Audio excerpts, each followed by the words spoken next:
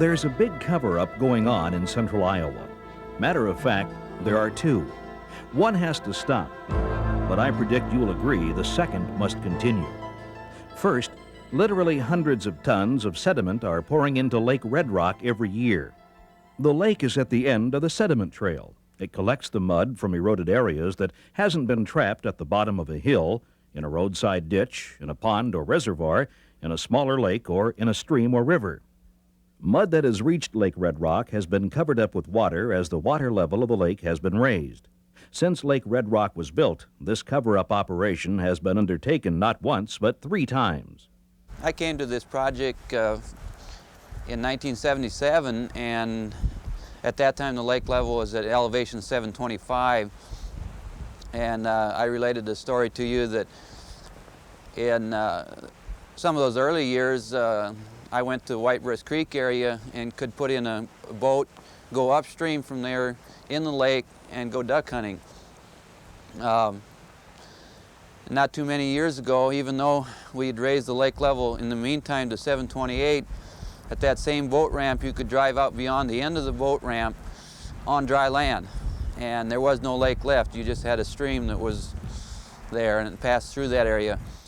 The first year that I got here, the elevation at that time was 725, and we had some water below our headquarters, and in the succeeding years it's gradually silted in, and they've raised the lake level several times, and now basically at elevation 734 we're right back to where we were at elevation 725 14 years ago.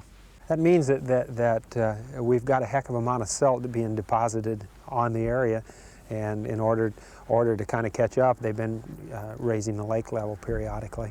It's not that there's anything to hide, other than the mud that fills the lake. Red Rock became operational in 1969 for the purpose of flood control, and it's doing its job. But there's a certain capacity the lake must have to control downstream flooding. Let's take a look at what's happened since the lake was built.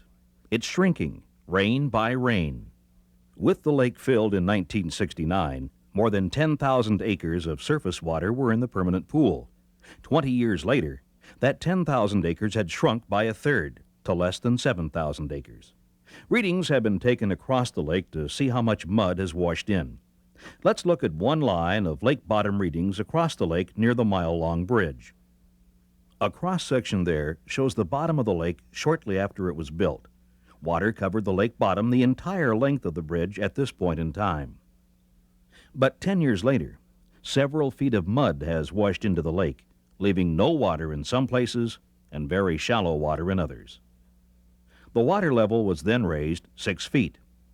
That was to keep water in more of the lake, because by 1985, as you see, had the water level been left at the 728 elevation, most of the lake near the bridge would have been mud rather than water.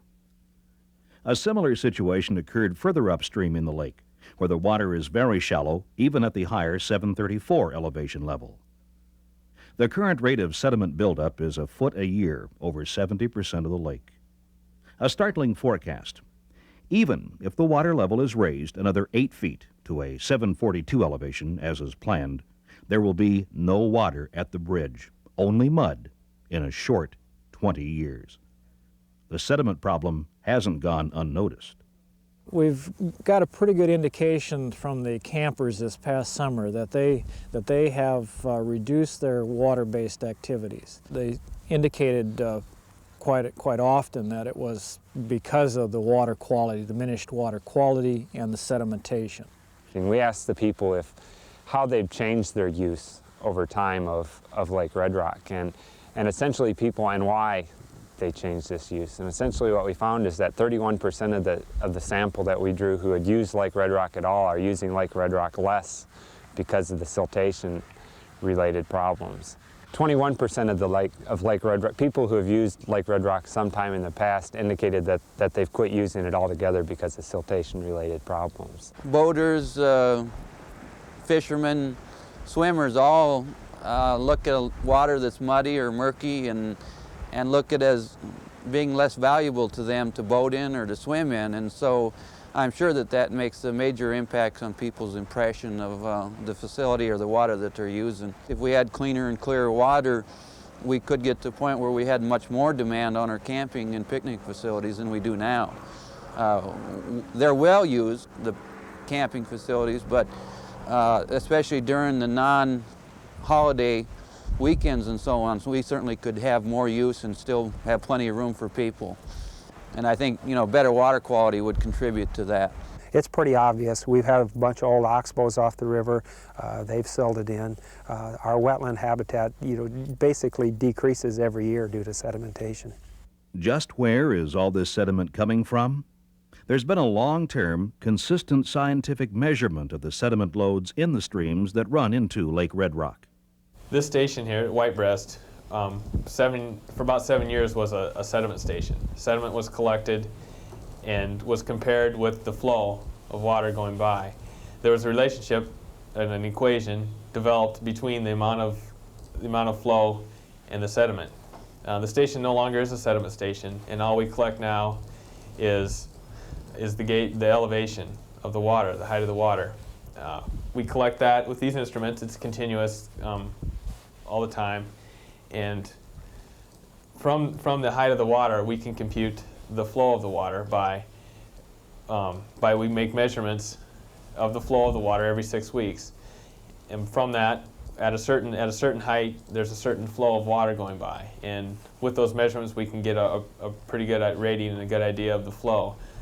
That flow is then used to compute, using the previous equation from the sediment sampled years ago, to compute the sediment load, the current sediment load.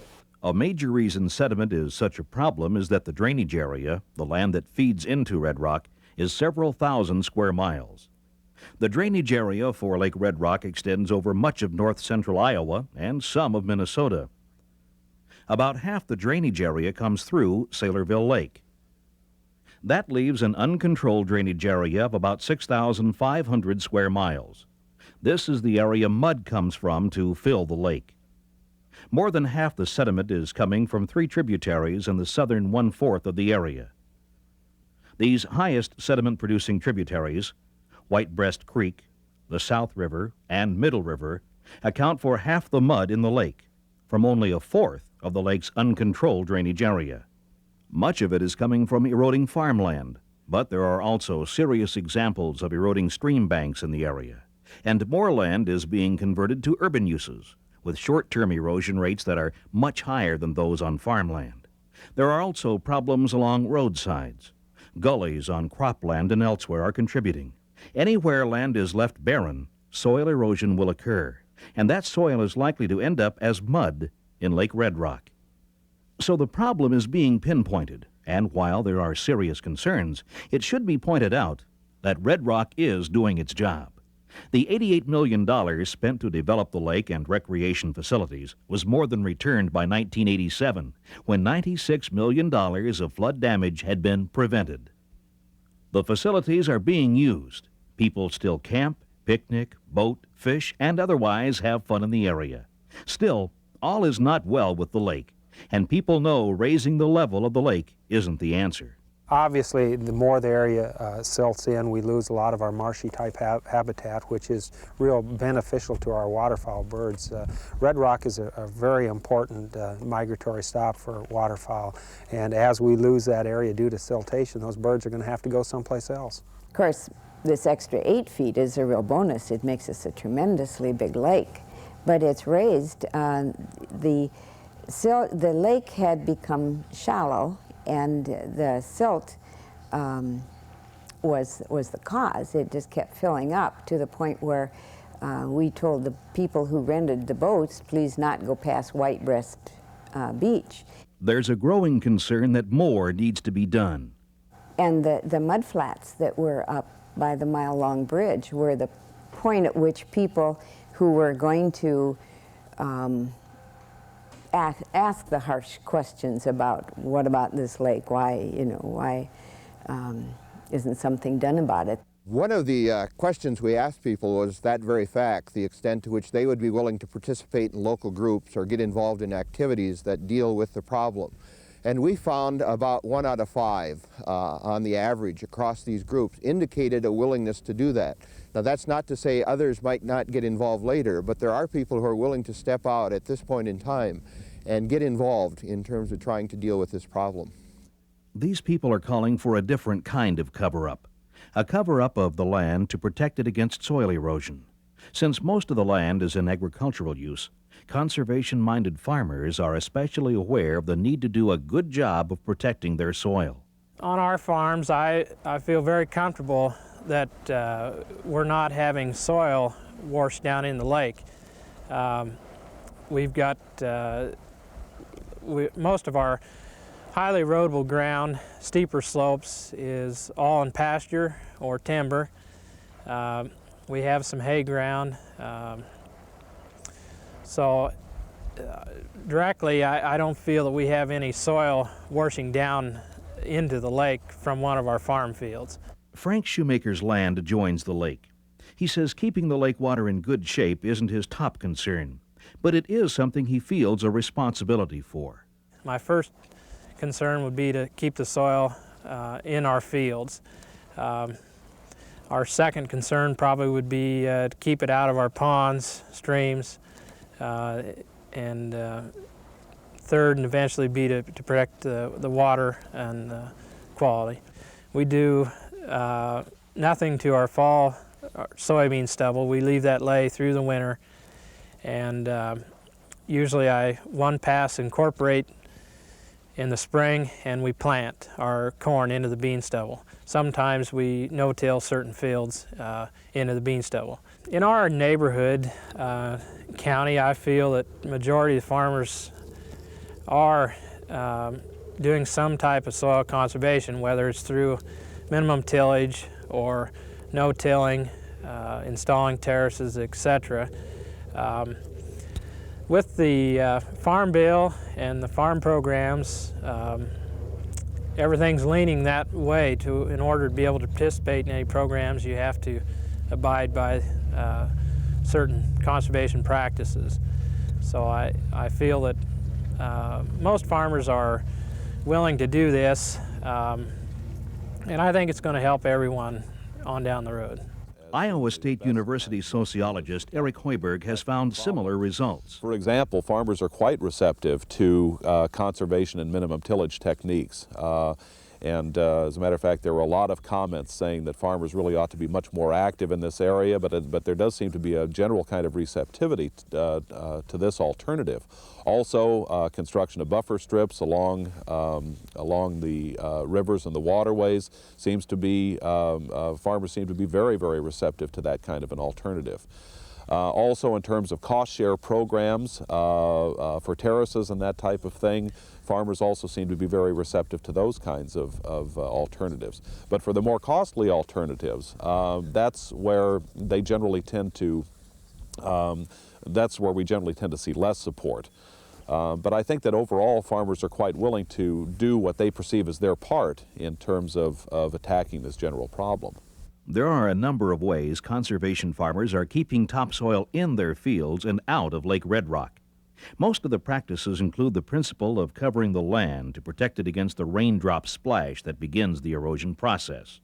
On row crop land, leaving corn stalks and other crop residues on the soil surface is effective. In areas where runoff concentrates, it's a matter of seeding a good grassed waterway. An increasing number of grass or legume field borders are being used in the area too, in place of erosion-prone end rows that are planted up and down hill. Crop rotation is an important practice. Every year a field is in hay, it's well protected. Some farmers choose to increase the conservation value of crop rotation by putting the fields in contour strips. This contour strip cropping very near Lake Red Rock is an example of how to care for the land and improve water quality. Of course, well-managed pastures will prevent erosion and sedimentation too. The same is true for land entered into the Conservation Reserve Program. This USDA program has encouraged area farmers to plant thousands of acres to grass for a 10-year period. Its impact on Lake Red Rock is significant, and at the same time, wildlife have found more cover. Well-managed woodlands are also one of the choices for soil and water improvement. In some cases, it helps if just some of the crop field is in permanent grass. These contour buffer strips help reduce erosion. Any land that's farmed right up to the stream bank is going to produce sediment in watercourses. Leaving a band of grass, a grass filter strip, can help slow some of the sediment. Another way to slow runoff is to build barriers on upland fields to intercept runoff. Tile outlet terraces temporarily hold rainwater on hillsides and also trap sediment in the field. Water and sediment control basins work on much the same principle, and small flood prevention dams serve essentially the same purpose in gullied areas. Farming around the hill on a contour actually creates a series of hundreds of barriers that slow water down and allow it to soak into the ground rather than run off. There are many choices for keeping soil in place, but with so much land draining into Lake Red Rock, complete protection is a huge undertaking. Representatives of local boards of supervisors and soil and water conservation districts have organized for increased conservation work. They have formed the Red Rock Resources Council and are working towards better understanding by everyone of the resource problems and potential solutions for the entire area. The council's goals are probably no different than those of anyone else who lives in the area. They want the area's farmers and businesses to prosper. They want the highest quality of life they can help produce. And they want surroundings that make them proud they live and work where they do. They're asking you to join them in trying to reach those goals.